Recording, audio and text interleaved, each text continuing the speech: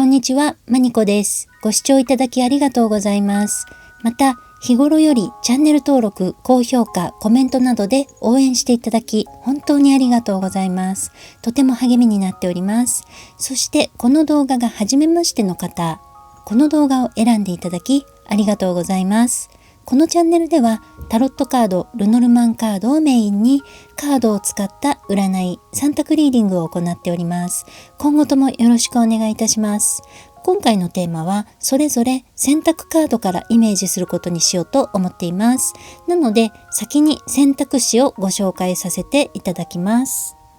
左から順に1番、チャンドラローカ、月の世界、死後たどる2つの道、輪廻からの解放、ヨガの悟り。2番、ビシュヌ、秩序と維持の法則、すべてに広がる存在。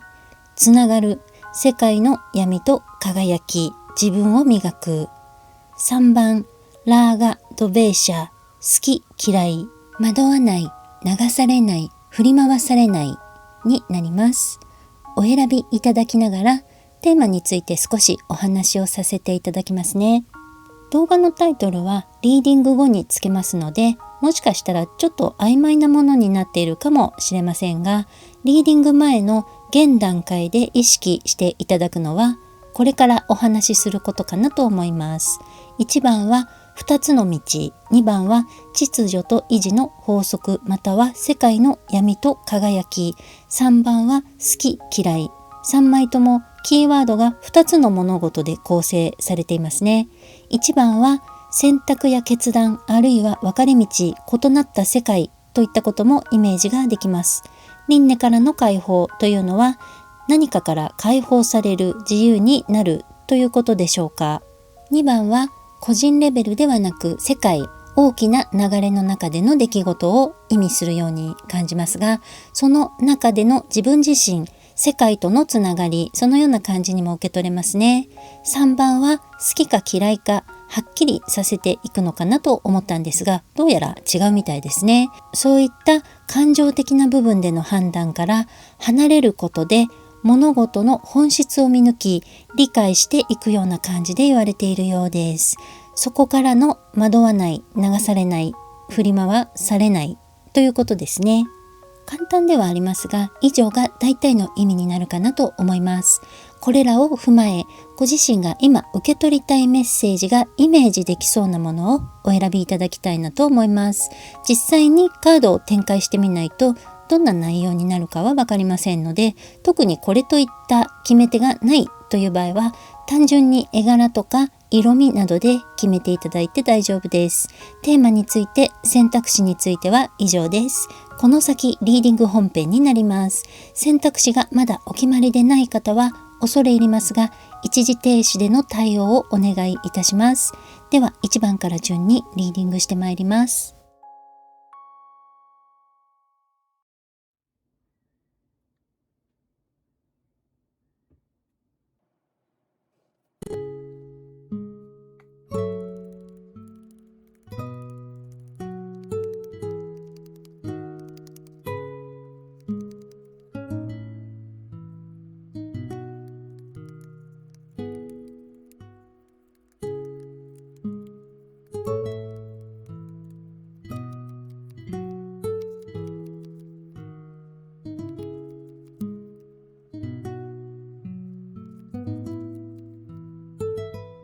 1番をお選びいただいた方のリーディングになります。よろしくお願いいたします。まずは選択カードから、チャンドラローカ、月の世界、死後たどる2つの道、輪廻からの解放、ヨガの悟り。ガイドブックによると、人は体を手放した後2つの道をたどりますとのことです。一つは輪廻が終わる道、シュクラマールが白き道、サンサーラ、生と死の繰り返しを終わり、輪廻をカルマから自由になる道、つまりこの世を去ったら生まれ変わることがない。もう一つは生死を繰り返し続ける道、チャンドラローカを含めた7つの天国、ソバルが天国のどこかで過ごした後、再びこの世界に戻り輪廻につながるクリシュナ・マールガ、黒き道。黒き道は月の世界で過ごした後、この世界に戻り次の人生を再び生きるそうです。引用します。人はヨガの悟り、モークシャ、悟り、自由に至るまで生死を繰り返します。カルマを重ね、人としての課題を果たし終わった後、輪廻から自由になるのです。二つの道はどちらも祝福された道です。しかし、死後、天国に行き、再び戻り、生死を繰り返すことに虚しさを感じる人は、ヨガを志します。ヨガをする人は、サンサーラから自由になる悟りの道を選ぶのです。この世にあることは、あの世にすべてある。あの世にあるものも、この世にすべてある。ウパニシャット、奥義書、ベーダ、聖典の最終的な教えの詩編は言います。この世もあの世も変わらない。天国に行くことが人生のゴールではない。そう悟る人は今ヨガをして自分を高め、人を輪廻から解放するという真実の教えを目指します。真実を知ることで人はここで生きながら自由になることができます。カルマから輪廻からあらゆる苦悩からヨーギーは解き放たれます。引用ここまでです。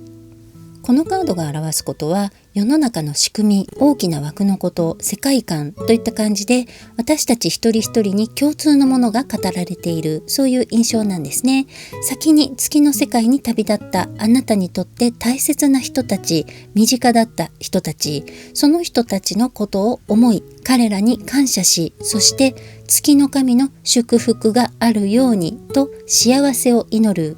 悲しみをはじめ揺れる感情を鎮めて自分の内面へと深く迫る瞑想をする。私は瞑想苦手ですが、できる人はぜひ。現代では時間に追われたり、情報が必要以上に溢れていたり、瞬時にやり取りが可能なコミュニケーションのおかげで、今度はその対応に追われるようなせわしなさを感じる時もあります。ですが、意識的に何もしない、何も考えない、できれば音もない時間を作る。心の奥底の静寂に意識を向ける。そういったことをこのカードから言われているのかなと思います。そういう静かな時間を作ることで見えてくるもの、それが真実であるという可能性ですね。真実は外の世界ではなく、ご自身の内側に求めるということなんでしょうか。内側に真実を求めれば、あなたを苦しめてきた感情や辛い考え方などですね、そういったものと決別できる時がやってくるということなんだと思います。またそれは決別も現状の延長線上の未来もどちらを選ぶこともできる。どちらの道を進むのが望ましいのか。今回の1番さんのテーマは輪廻やカルマというよりは、ご自身の内面を探ることで見えてくるものを見ようとすること。それはこれまで起こってきたことの真実なのかもしれないし、これから起こることの予測かもしれません。そういったことを意識しながらルノルマンとタロットを見てまいります。星、自分の星に従い自分の道を進みましょう。カップページ、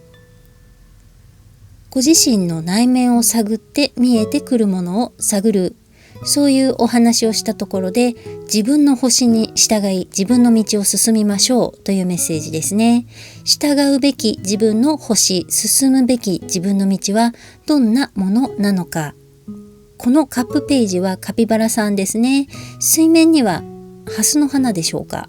背景にあるのは木蓮のようにも見えます。いい香りがしてそうです。そして三日月とフクロウの顔のように見える小さな明かりたち、たくさんの魂に見守られている。今回はそのようにイメージしました。カップページは純粋さ、好奇心、いつまでも若々しい心といった印象ですが、このページさんもハスの花が咲いている水辺なら足元はきっと泥だらけ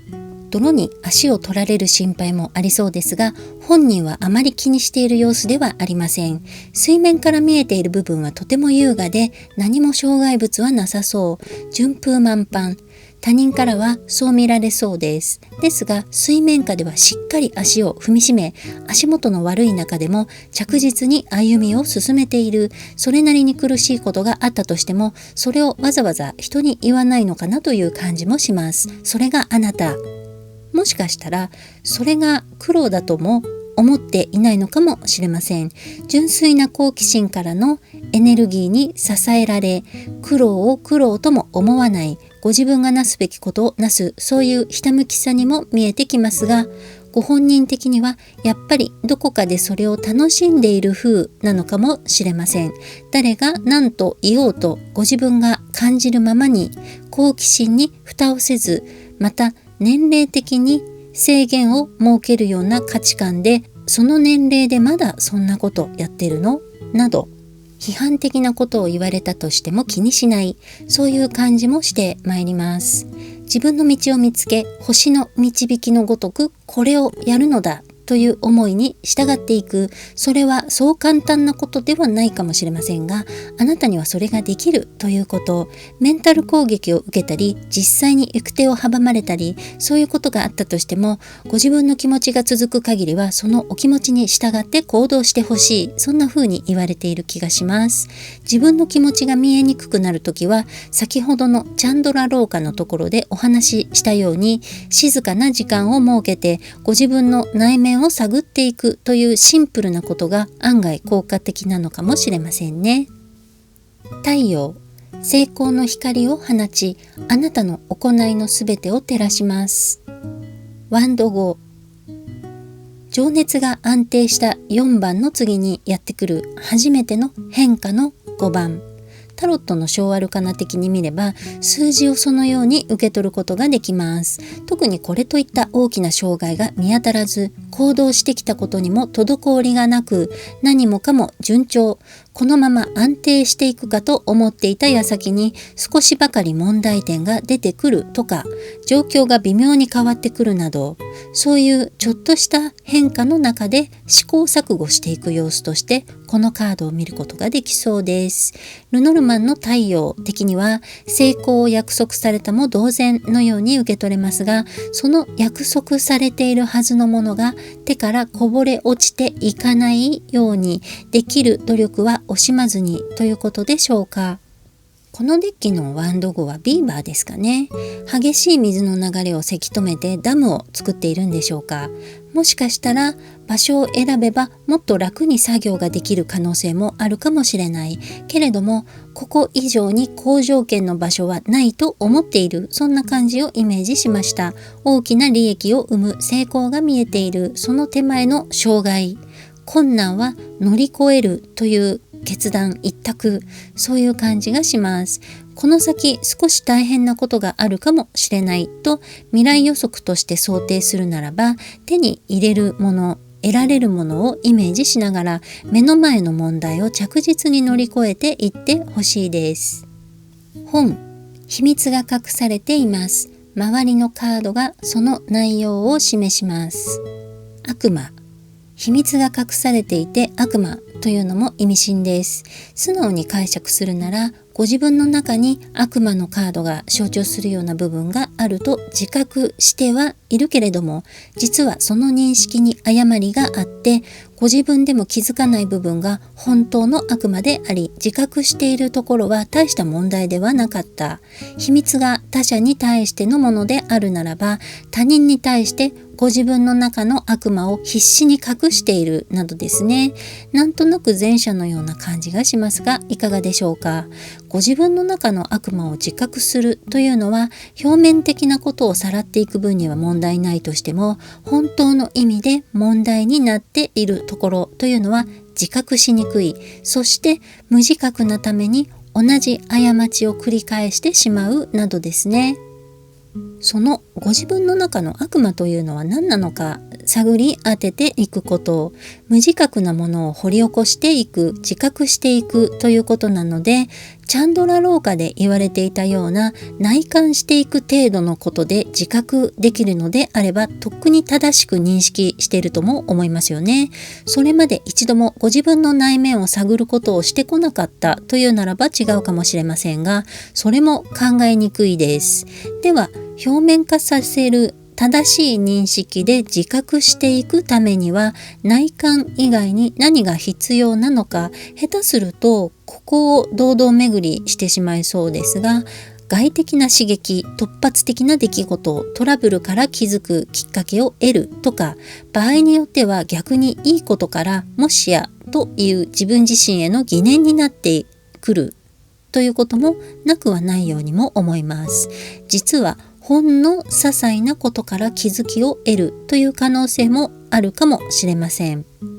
いずれにしろ、その外的な要因のような刺激プラスご自身との対話、内観が必要な気がします。もしも何度も同じような過ちをしている、なんでいつもこういう不幸にはまってしまうのかなど、自分は何も悪いことをしていないのになぜか良くない結果を繰り返す、他人から良くない仕打ちを受けることが続くなどですね。そういったことに思い当たった場合、そして何が原因か分かった気になっていることがあった場合は特に、もう一度根本原因についてまっさらな気持ちになって考え直してみるのがいいのかなと思います。一番は自然な成り行きで時間が解決してくれたらいいなと思います。ルノルマンの本のカードの解釈的には、その自然な成り行きの可能性もまだ残されているかもしれません。ただ、金銭が絡むとか放置することでどんどん問題が大きくなりそうなことだったりすると怖いので、これをいい機会と思って少しだけでも考えていただけたらと思います。もしかして思い違いをしているかもという気づきがそもそも改善のきっかけになってくれるといいですね。ネズミ、あなたを蝕んでいるものは何ですか？ソードクイーン。クイーンは人物カードでは後ろから2番目、キングの手前になりますから、小アルカナ各スートが象徴する事柄の熟練度で言うと 75% くらいなのかなと思うんですね。それくらいいろいろな経験を積んできた、いろいろなことを思考してきた、ソードなので切り分けるという部分で考えると、ごっちゃになっている物事を細分化し、必要なことと不要なことを分類し、不要なものは切り捨てていくなど、そういったイメージもあります。感情に流されず、とはいえ感情がないわけではないですね。それはそれと別物として考えることができる。情で対処できないことをきっぱりと片付けられる理性。それは長所だと思いますが、今回のネズミさんとして出てきている様子からは、別の側面からその事柄を見ていく必要がありそうに思います。それは受け取る人の受け取り方によっては冷酷、冷たい、情がない、そのように思われるかもしれないということ。ただその相手もご自分が同じような立場に置かれたら同じような行動をする可能性だってありますよね。自分だったらそうはしないと瞬間的に言い切ったとしても、よくよく考えてみたらそれは無理だなと思うかもしれません。一般論としてどうなのかというより、自分がやった、やられたで考えた場合に相手を責める気持ちになるような感じ。そういった場面をネズミのカードと合わせてイメージしました。もちろんこれは例え話のほんの一例なので、その通りのことが起こるといった予言ではありません。カードの占いでできることといえば、出てきたカードから何かを感じたり考えたりして、そこから何かを推測したり予測したり、その程度のことですね。その程度のことではありますが、今回カードからイメージする内容としては、これ以外にやりようがなかったといったことだったとして、10人いたら7、8人は理解してくれても残りの2、3人から反発されるかもしれないようなこと、そういう問題が出てきた時にしばらくくすぶりそうな問題、そしてそれが次に何かがあった時に良くない影響となって現れないように、後々のフォローができるよう気を配っていく、そういうことを言われている気がしました。また別の見方をするのであれば、ご自身の問題としてですね、頭では分かっていても気持ちが追いついてこないということが続いて、心が折れそうになるなど、そういった兆候があるなら、なるべくならその場から距離を置くように心がける。それが難しいなら、少しの間休みを取るなどで対応していただくといいのかなと思いました。このネズミとソードクイーンについて補足としてカードを1枚引きますね。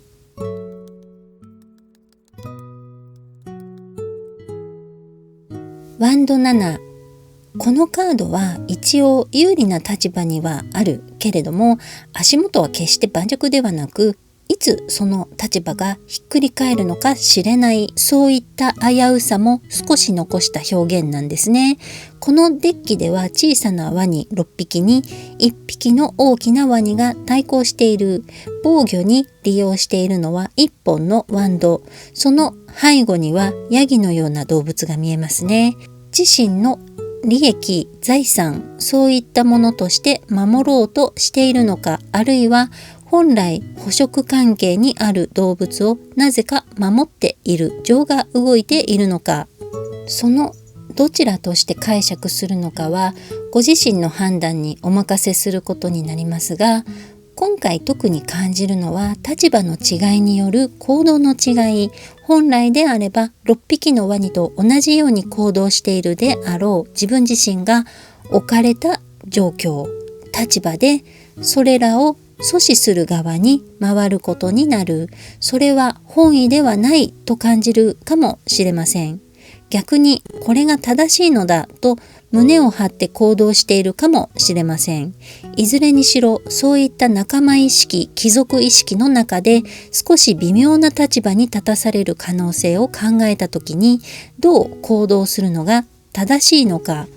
ちょっと考えさせられる場面もあるのかなと想像します。ですが、ここでルノルマン星とカップページでお話ししたことが思い出されるんですね。自分の星に従い自分の道を進みましょ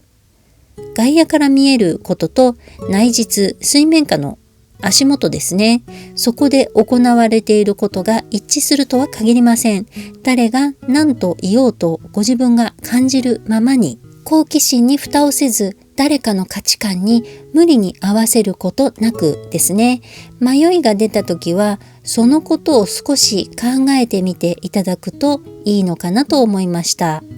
では今回のリーディングは以上になります。ご視聴いただきありがとうございました。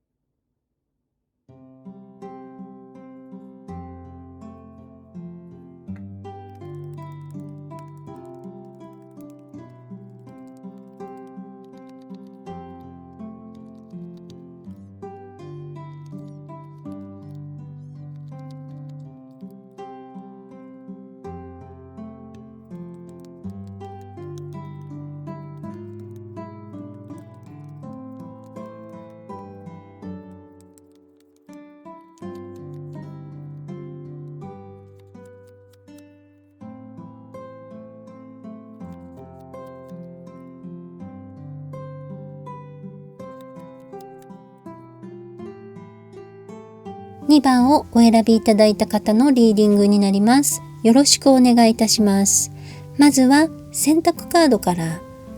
ビシュヌ、秩序と維持の法則すべてに広がる存在、つながる世界の闇と輝き、自分を磨く。ガイドブックから引用します。もしあなたが今孤独を感じたり悲しみや不安の中にいるとしたら、世界と一つにつながっている事実を見てください。ビシュヌと共に息をし、この一瞬を生きているのがあなたの事実。仲間や時代の流れから離れ、一人孤独に世界から拒絶されていると感じる疎外感や違和感は、あなたの考えがたった一人で作り出している幻想です。どんなことがあっても、命あるものは世界から離れることができません。心を楽に肩の力を抜いて、曇りなき目で世界を見たら、自分の不安や悲しみ、苦悩の方がファンタジーに過ぎないことがよくわかるでしょう。引用ここまでです。言わんとしていることはわかりますし、正論なんだろうなとは思うんですが、だからといってはいそうですかと傷ついた心を抱えている時に受け入れられるかどうか微妙ですね。大雑把に解釈すると、自分の心の中、頭の中だけで世の中すべてを悟った気になるなよみたいなことを言われている気もしてきます。ただ次のようなことも言われています。引用します。もっと自分に楽に、世界にくつろぎ、流れに、自然に、ビシュヌに身も心も委ねてみてください。あなた一人で全てを抱え込み、緊張を張り巡らせ、頑張りすぎたり、無理をして我慢したり、自分を削る必要は全くないのです。引用ここまでです。説明をはしょっていましたが、ビシュヌはサンスクリット語のビシ、あまねく広がるという語源を用い、創造、維持、破壊のサイクルで巡る宇宙の維持の法則を司る世界を調和させる神とのことです。引用します。ビシュヌは常にあなたを見守り、より豊かで大きな人間となるよう必要な課題を与えてくれます。引用ここまでです。課題を与えられ、それをこなしていくこと、創造、維持、破壊のサイクル、その繰り返しによりさらなる成長を促しているということ、基本的にわざわざ自分から辛い状況に持ち込みたくはないですし、痛み、悲しみ、苦しみ、そういうものとはできるだけ無縁でいたいなと思ってしまいます。人間的に成長できるよと言われても、なるべく遠ざかっておきたいですが、自分から進んでそのような状況にならずとも、長い人生の中ではそういった場面が何度となく訪れるのもまた事実なんだろうと思います。引用します。痛みを知る人だけが他人の痛みを知り、苦しみを知る人が誰かの助けになることができる優しい人になれます。初めから慈悲深く心の大きい人などいません。皆様々な経験を経ることで慈悲深く強く優しくなるのです。越えられない困難などありません。困難を乗り越え歩いてきた道を振り返るとき、あなたは自分の成熟を必ず見ることができます。引用ここまでです。不可抗力としてそういったことに遭遇してしまったら、せめてそのように思ってそこから何かを得ていこうとする前向きさ、その時その瞬間は辛くても、いつかはいい経験だったと笑える日が来るかもしれない。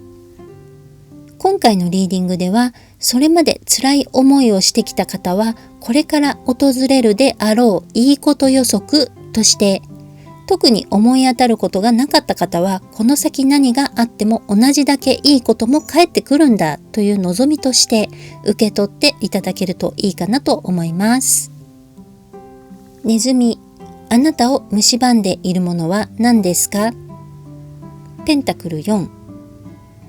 蝕んでいるというのは少し大げさな気がしますが、ルノルマンのネズミは盗難などの損失を表すこともありますし、ペンタクル4は築き上げてきたもの、物質的な豊かさをそのままがっちりと溜め込む。浪費はもちろん運用して増やそうという発想もなく、塩漬け的な感じでとにかく動かさないで守っていく、そういう感じがするカードですね。失うことを恐れるあまり何もできなくなる、そういったことに対する懸念として解釈できそうです。これまで辛い経験をされてきた方は特にポジティブな行動だったとしてもあんまり積極的に動いていこうという気になれないのかもしれません。特にそういったことがなかったという場合は将来のことを考えすぎるあまり保守的になっている可能性として考えていいかもしれませんね。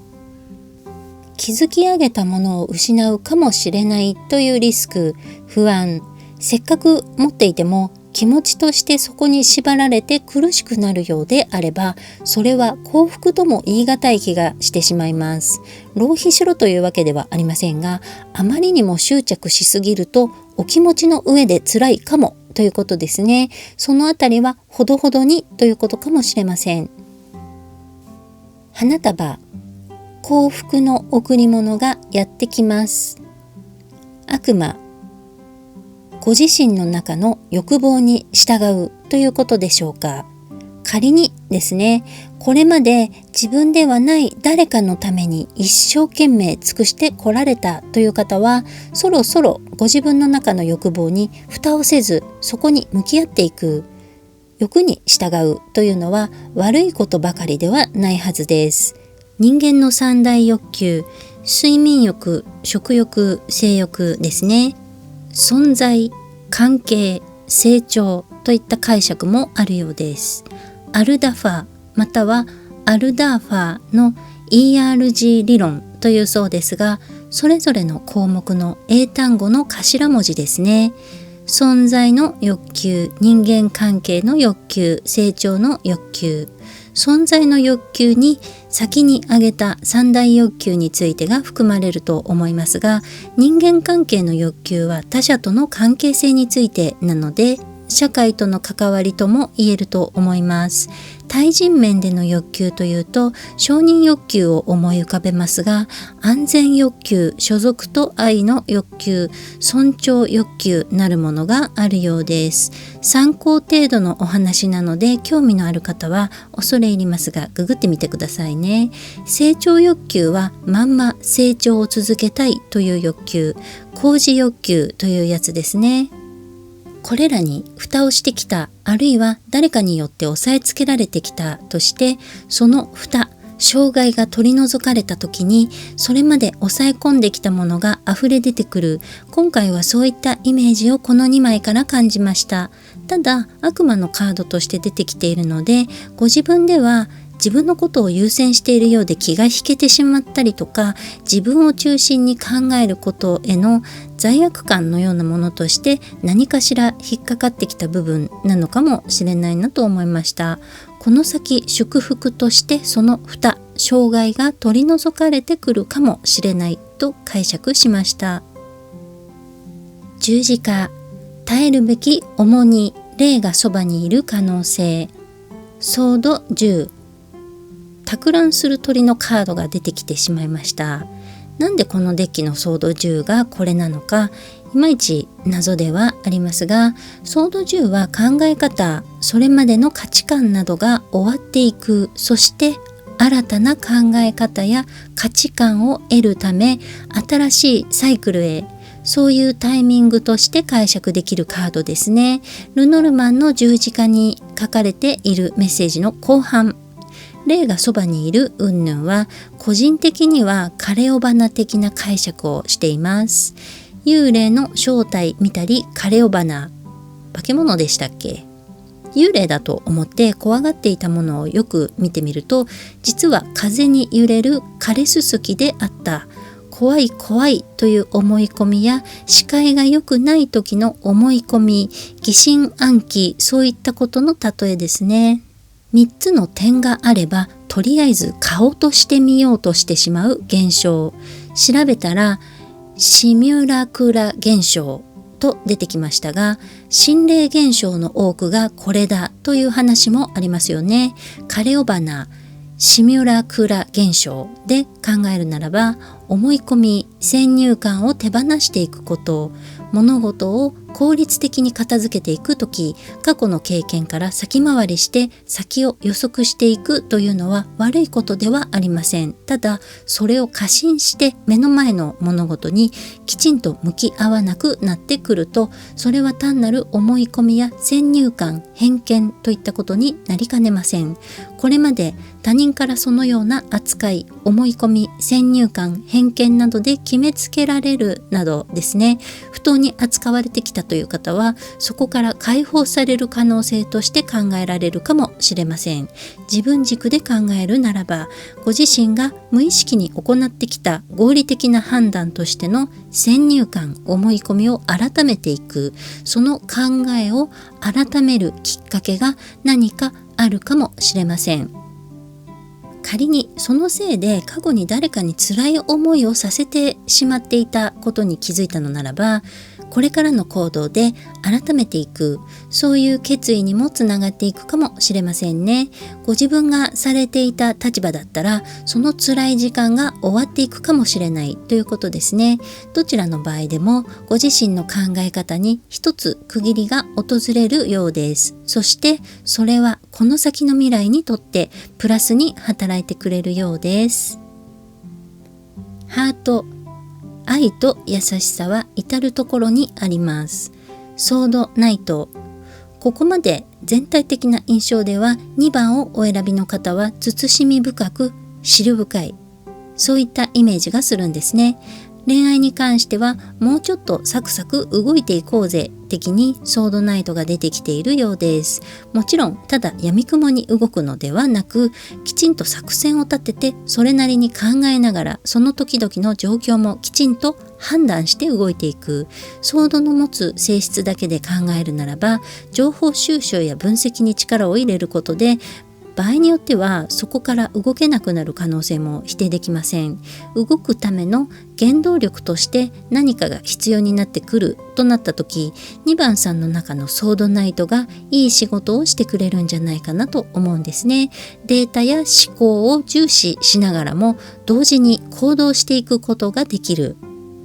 またそれがとても重要になってくるようです。選択カードのビシュヌからのメッセージや先ほどのカレオバナ的なことと合わせて考えてみるならば、頭の中で考えてそこにすぐに結論を出してしまわないようにということも言えそうです。なんとなく小説の伏線回収の仕方を思い浮かべたんですが、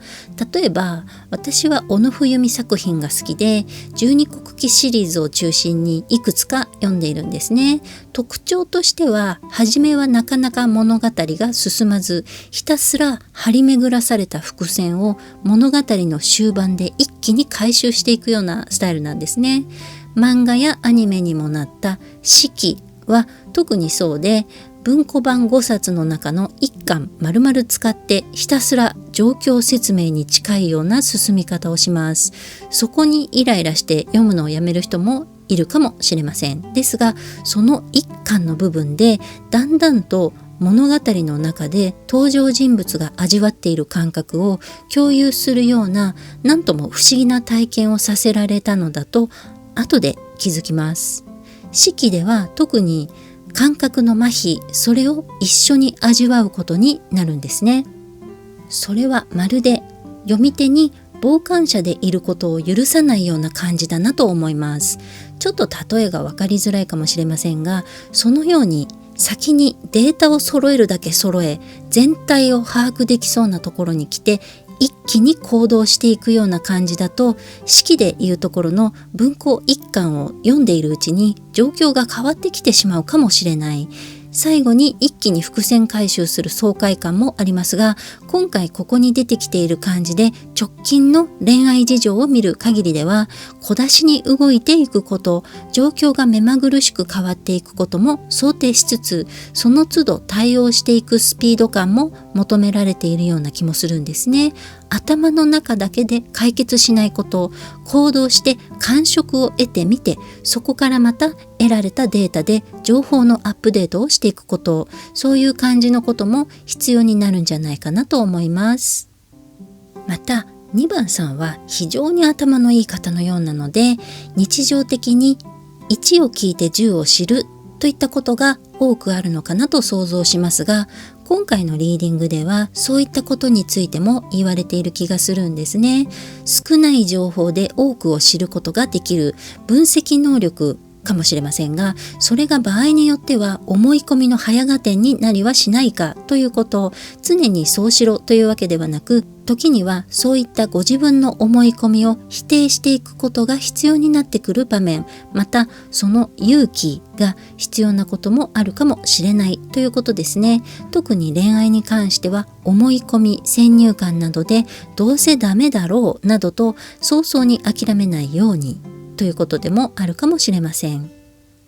今回のリーディングでは恋愛に関して少し行動してほしい的な背中を押してくるような感じに受け取れましたので、きちんと頭で考えて状況を判断していくことを、過去の経験からの思い込みではなく、現在進行形で目の前で起こっていることをしっかり把握していく、そこから判断して行動していく、そういったことをイメージしていただくといいと思います。以上で終わろうかなと思ったんですが、1番さんの時に追加カードを引いたので、今回のリーディングでちょっと気になったルノルマン花束とタロット悪魔のところですね。ここに追加で1枚タロットを引いてみたいと思います。と、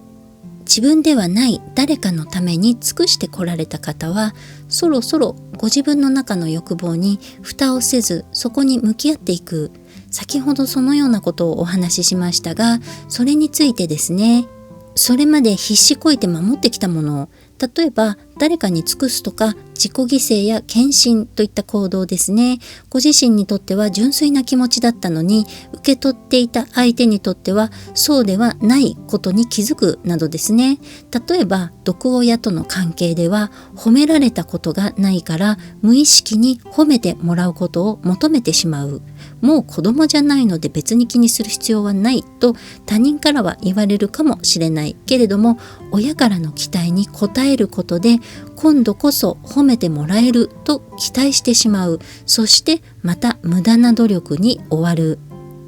毒親持ちだとそういったことを経験していらっしゃると思うんですが、今回は毒親リーディングではないので、それが恋愛対象だったり友人だったりするかもしれません。いずれにしろそういった努力が無駄努力なのではと気づいてしまうなどですね。なんとなくそういった出来事がきっかけとしてあったようにもイメージできるんですね。もちろん何もないに越したことはないですが、この先大きな幸せを手にしていくための第一歩、その気づきとしてショックな出来事が起きた、そこまでのことがないとなかなか気づけなかった、そのように解釈することもできるかなと思います。思い当たることがある方はぜひその辛い出来事をこれから起こってくるであろういいことの一部であったと後になって思えるような素晴らしい体験をこの先してほしいなと思います。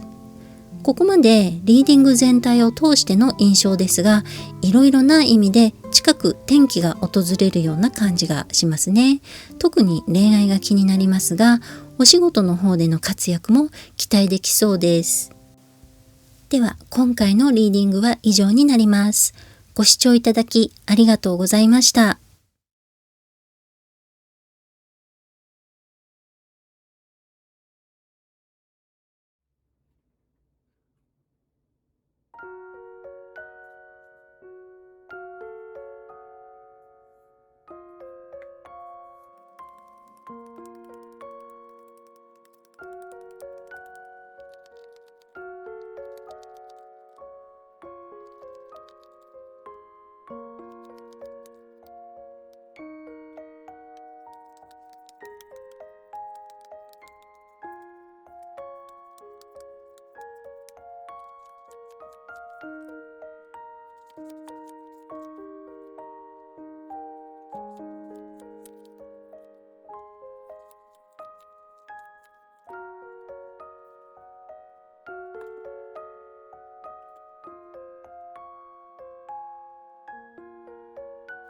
3番をお選びいただいた方のリーディングになります。よろしくお願いいたします。リーディングに入る前に上段4枚のルノルマンカードが気になったんですが、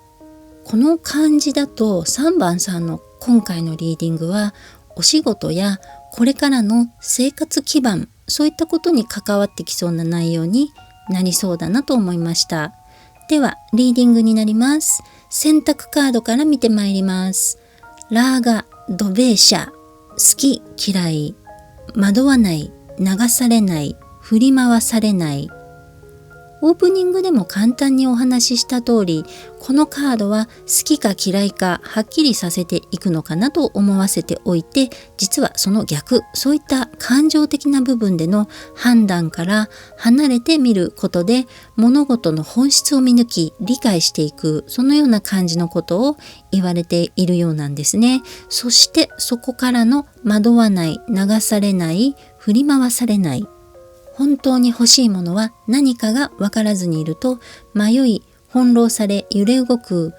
本当に望むこと、欲しいものは何か、この見極めが必要であるということですね。あれもいいな、これもいいなと目移りすることもあるかもしれません。他人が望むもの、手に入れたものが羨ましく感じるかもしれません。そして自分もそこを目指すべきだろうかなどと影響されたりですね。そうした迷いをなくすため、本当に欲しいものを見極め、生きる方向を一つに定める時だというメッセージが来ているようです。ご自分の目的、本当に望んでいることと行動が一致した時、迷いは消えていくといった感じでガイドブックには書かれていますが、ではその方法はとなると、バガバットギーターカードなのでヨガを勧められていたりしますね。ちなみに呼吸法や瞑想もヨガに含まれます。その手段はご自身がぴったりくるものを選ばれればいいと思います。その選択肢の一つとしてカードリーディングも活用していただきたいです。またご自身で実際にカードを扱う習慣がない方でも興味がおありでしたら、この機会にぜひ始められるといいかなと思いました。ガイドブックより引用します。好き嫌いという2つの考えを押し付け、世界を感情的に見ていると私たちの心は揺れ動きます。好きなもの、嫌いなものと世界を勝手に分けて、好きなものに対してはそれを得たいというラーガ、欲望を持ち、嫌いなものには避けたいという別の欲望、ドベーシャ、嫌悪を持ちます。二つの気持ちに押され世界を操作し、他人を変えようとするとき、自分にくつろぐことはできません。変えようとしても変えることができない世界に打ちのめされ、裏切られたような気分にもなります。二つの欲望に染まる感情的な世界観から離れ、冷静にありのまま受け止めることができたとき、人はラーガ・ド・ベーシャの間で揺れなくなり、落ち着いて自分を見つめることができます。静寂な心でいるとき、人は心の奥から望むものをはっきり見極めることができるのです。引用ここまでです。嫌悪も欲望に含まれるというのは、そこからご自身がコントロールできる範囲を超えてコントロールしようとしたり、ないものねだりをするような、そういったところからの欲望につながるということのようです。どうにもならないことを求め続けると考えると結構しんどいですね。ガイドブックにはいろいろと書いてありましたが、惑わない、流されない、振り回されない、そこが今回のテーマということになってきます。好き嫌いをなくせとかそういうことではないのでご安心ください。どちらかというと、そこから派生する問題をなんだかいろいろ回りくどく説明されている感じでした。では、惑わない、流されない、振り回されない、そのためにどうすべきなのかですね。それらについて項目ごとに見えてくるものがあるといいかなと思います。道、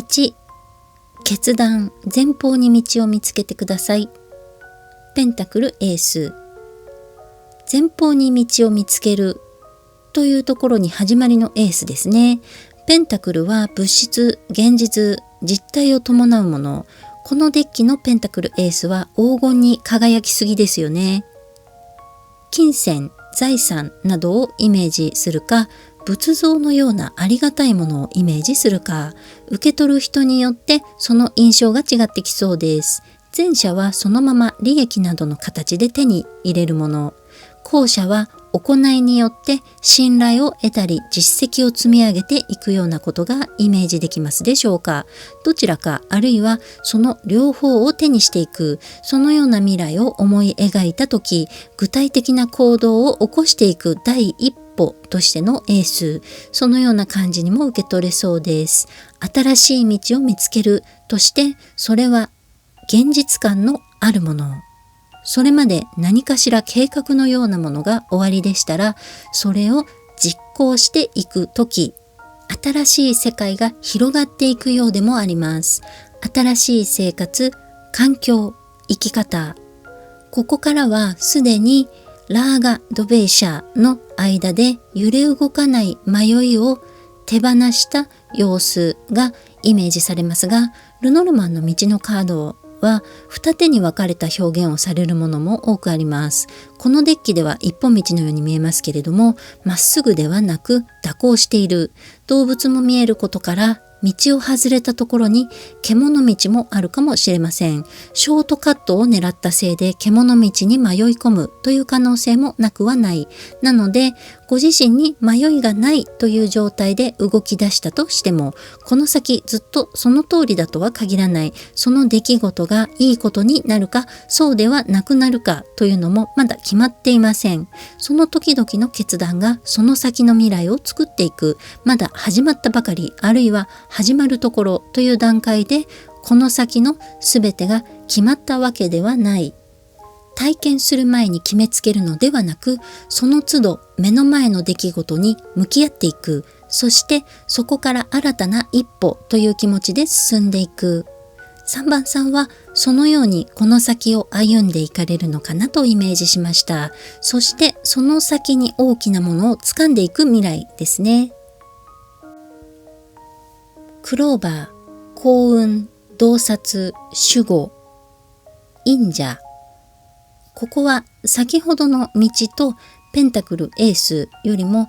前からのこと、そのような感じがするんですが、それまでご自分の中で温めてきたようなこと、とことん突き詰めて考えたり練ってきた計画かもしれません。そういったことに一つ区切りがあり、それまでに集中してきたご自分の中の計画、そこに転機が訪れるような感じをイメージします。ラーガ・ドベーシャの間で揺れ動かない、迷いを手放す、そのタイミングやきっかけがここなのかもしれません。ここに至るまでじっくりと準備をしてきたこと、これまでの時間、労力を考えたら途中で放棄とかはありえない、それくらいのものだったとしてですね、ある意味ご自分の考えに固執しているという状態とも言えるかもしれません。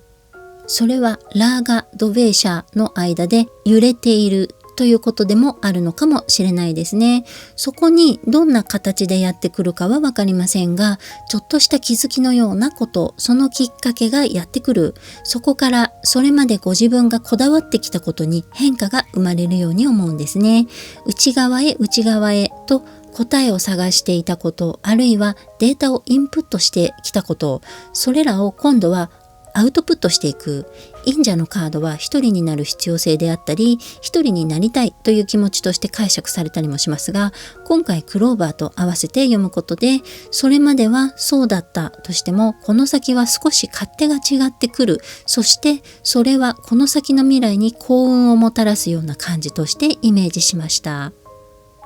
お仕事なら計画の実行が一つ前の項目の道とペンタクルエース、その計画が実行される以前の段階での転機の訪れとしてこの2枚を見るのならば、やっと動き出す気になったかという感じかなとも思います。タイミングを見ていたのかもしれません。ですが今がその時だというきっかけが自然な流れの中で起こってくる。それを機にご自身の気持ちにも変化があり、そしてペンタクルエースへ、そのようにイメージしました。恋愛ならば内に秘めた思いを伝えるタイミングかもしれません。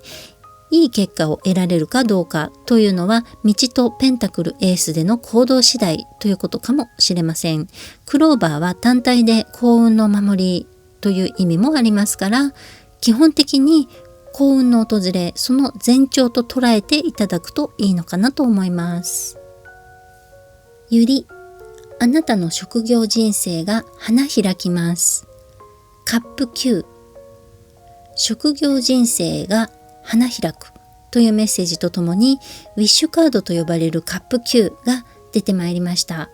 カップは感情などを表すスートではありますが、9に関しては物質的な豊かさも連想させるカードです。成功を手にして大変満足、そういうイメージですが、ウェイト・スミス版では腕組みをした男性がトロフィーのように背後に並べたカップを自慢しているように見える絵柄です。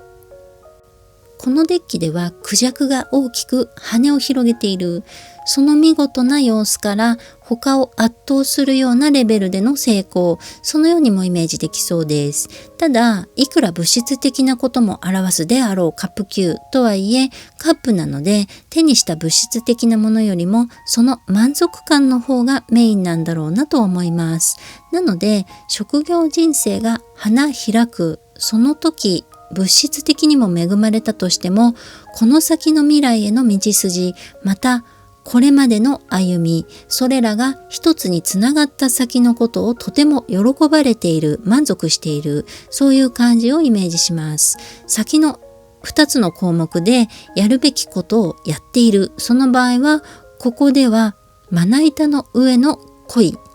やるだけのことはやって、あとは結果を待つ、そしてそれを受け入れる準備をする、そのように感じます。家、幸福、繁栄、安心、審判。家のカードで審判。家族のリユニオン、あるいは一度諦めたことを手にする、そんな感じの第一印象です。家族が再び集まるというのは、それぞれが独立して生家を離れ、その後戻ってきてみんなで家業を継ぐ的なことをイメージしてしまいました。あるいは単身赴任が終わる、さらなる幸福と繁栄が伴ってほしいので、赴任先から帰ったら昇格してほしいですね。一度諦めたことを手にしていくイメージならば、不動産取得だったり、ご結婚を諦めたけど再びチャンスが訪れて今度こそ結ばれた的な、家のカードなので恋愛というよりは生活を共にするイメージですね。あとは一度不要になったものに新たな価値を見出す。不動産で言うなら古民家再生とか空き家利用のシェアハウスなど、地方へ行くと廃校になった校舎をそのままの形で再利用しているということもあるみたいですね。人に対してはあまり不要とか再利用とか当てはめたくないんで濁しておきますが、関係の復活としてならありでしょうか。審判というカードの名前で考えるなら、サイクルの終わり、最初に設定された役目を終えるタイミングで、この先の未来の行く末について方向性を決めていく。それまで通りの方向性でまた一から始めていくのか、全く違う分野に流れていくのか、そういう感じとしてイメージしてもいいかもしれません。今回のリーディングでは、お仕事や今後の生活基盤などについてという第一印象がありましたが、初めの項目の道とペンタクルエース、そしてこの審判、この先の未来への道筋を決めていく大事なタイミングであるということ、人生の岐路、ターニングポイントという感じもしてまいります。その時その瞬間に迷わず行動できるように、事前にラーガ・ドベーシャの間で揺れない心を手にしておく必要があるのかなとも思います。そういえば、蛇は生まれ変わりのシンボルでもありますよね。家庭、家族、生活基盤をもっと大きな単位で考えるなら、ご自身の生涯だけではなく、ご先祖様やご両親の代、そしてご自身の世代から次の世代へ、そうして受け継がれていくもの、命をつないでいく輪の中にいることを実感するような出来事、なんとなくそういった壮大なことにまで意識がいきそうな出来事がありそうな予感もしてまいります。お仕事の成功がそこへ直結しているかもしれませんし、その成功が次の成功を生んでどんどん大きくしていく、そういうイメージを持ちながら、お仕事や生活基盤のこれからについてを計画し行動していく。そこには何かしらの決断、選択していくという場面も出てくる可能性はありますが、そこをきっちりと判断していく、ラーガ・ドベーシャの間で揺れることなく、ご自身にとっての正解で正しい判断をしていく、それがより多くのものを生み出していくのかなというイメージですね。1番と2番のリーディングでは追加のタロットを引いたので、特にどこに補足というわけではないですが、追加のタロットを1枚引いてみたいと思います。ワンド6、勝利の凱旋なんて言われるカードですね。この絵はワオキツネザルでしょうか。背後の月桂冠が勝利を表しているようです。勝利といってもガチの戦闘というより競技のイメージですよね。ワンドは5で切磋琢磨、6で仲間と協力し合って勝利をつかむ、そういった流れを意識させますが、この勝利は一人で勝ち取ったものではないという解釈にもつながるようです。お立ち台に上がっているのは特に大きな一匹ですが、その下にいる小さな子たちの支えがあってのこと、大きな成功を手にしたとしてもそれを忘れないこと、足元を支えてくれる存在に感謝をし、利益があれば還元していく、それが先ほどの家と審判の項目にもつながってくるのかもしれませんね。ユリで職業人生が花開き、